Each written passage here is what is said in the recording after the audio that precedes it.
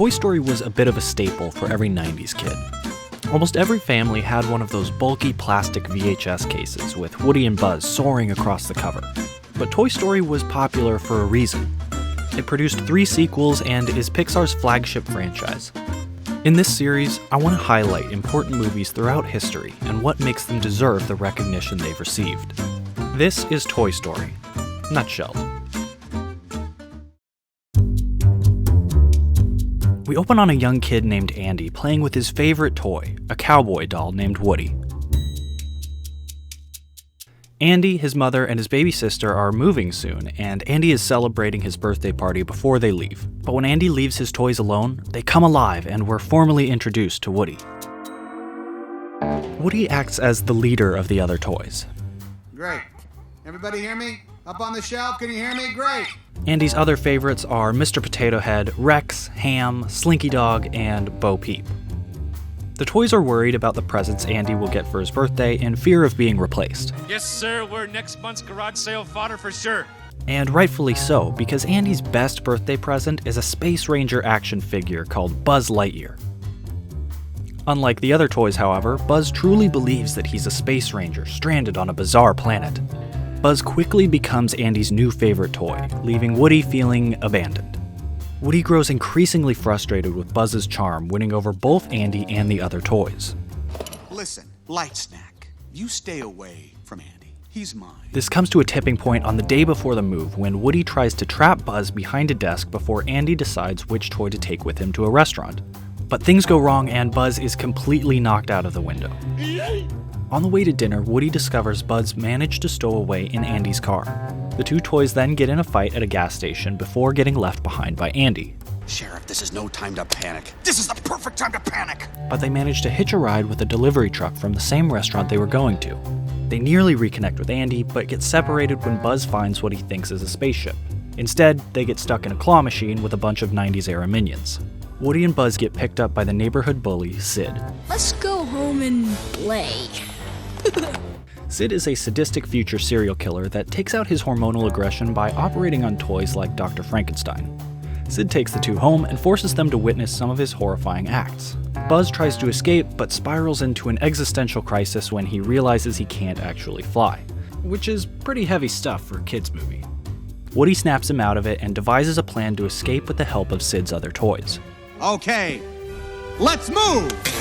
Before sending Buzz on a violent trip back into space, Woody and the other toys reveal their true selves to Sid. We don't like being blown up, Sid.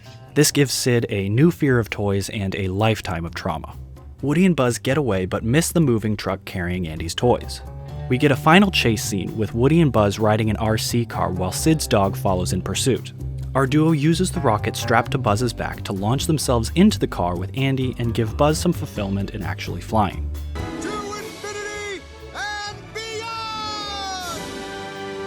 Our story ends in the new house, where the toys gather around to listen in on what presents Andy will be getting for Christmas.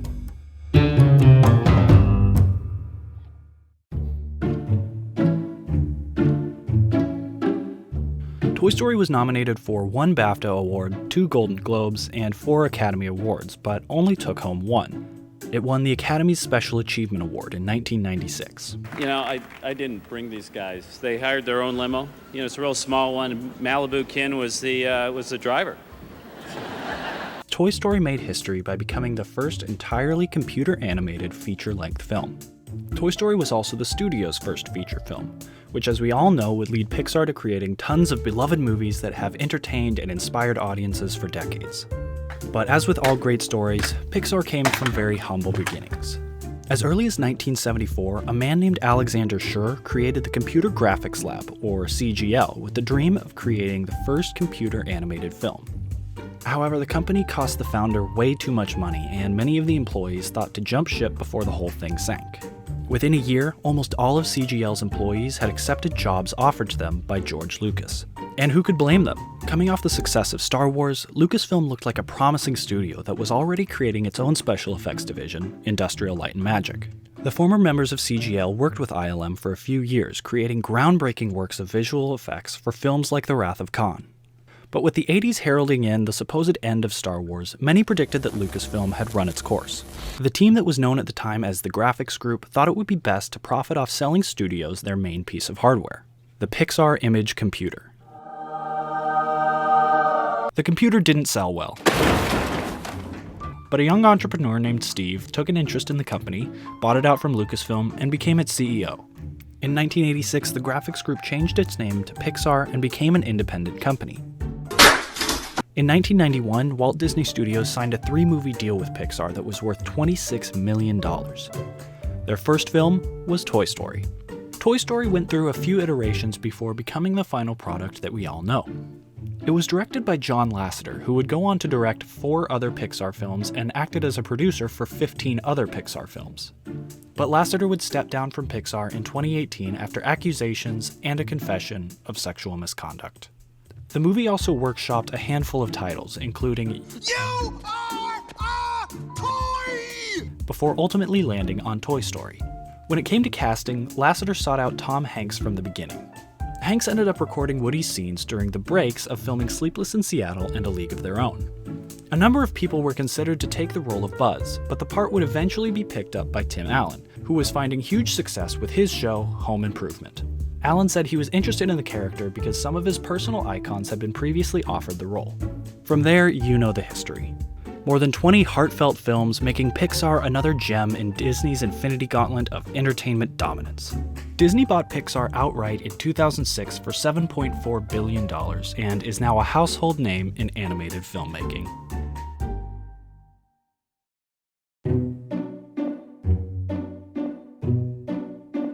There's probably only 1 or 2 major themes in Toy Story. I say probably because Toy Story is a movie that I want to avoid overanalyzing, and I'll explain why in a moment. I think there's a clear message about who we want to be versus who we are with Buzz's identity. Buzz is set on the idea that he is a real space ranger. A common theme in kids' movies is to follow your dreams, but Buzz lives in his delusion in a way that occasionally puts others in danger. Sheriff! Sheriff? There you are. Like I said before, Buzz has an identity crisis when he realizes he can't actually fly. But he is finally able to live out his dream of flying through the help of his friend and find purpose as a toy with the abilities he had been given.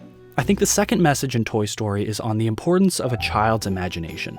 The entire plot of the movie is built on the central question that gets the wheels of imagination turning. What if the things we know aren't real, were real? Toy Story doesn't require much suspension of disbelief for someone with the imagination of a child. It's a story about toys going on an adventure. I don't think every movie has to be dissected for hidden messages or motifs in every little symbol. When researching Toy Story, I came across an article that dug way deeper into the movie's themes that I didn't even think were there. They brought up this idea that the adults in the story represented this capitalistic view of the toys as commodities, and how the film was a meta-commentary on the lives of the Pixar artists and their corporate environments. The author got so deep into the metaphysical weeds that by the end of the article, I thought Woody and Buzz were gonna blow up the world's major banks and free everyone's debts to society. And sometimes that frustrates me. I love finding hidden meanings, but sometimes a kids movie is just a really good kids movie. Reach for the sky. I really enjoyed rewatching this movie because it had been so many years since I had seen it. I found new ways to experience the film. Some of the comedy that went over my head when I was young, I finally understood, and there's some really solid humor. Hey, Ham, look, I'm Picasso. I don't get it. Toy Story 4 is out, and I really recommend going back and seeing where the story started. What matters is that we're here for Andy when he needs us. That's what we're made for, right?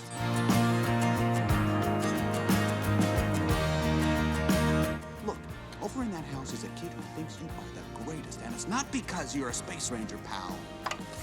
It's because you're a toy. You are his toy.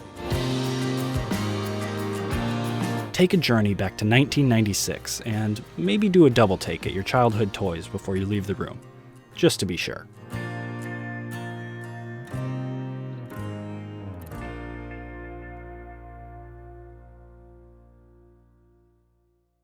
Hey, thanks for watching my video. I really hope you liked it. I'd really like to do more of these nutshelled videos, so if you'd like to see your favorite movie nutshelled, please put it down in the comments and maybe I'll make a video on it. And in the spirit of childhood memories, I double dog dare you to leave a like.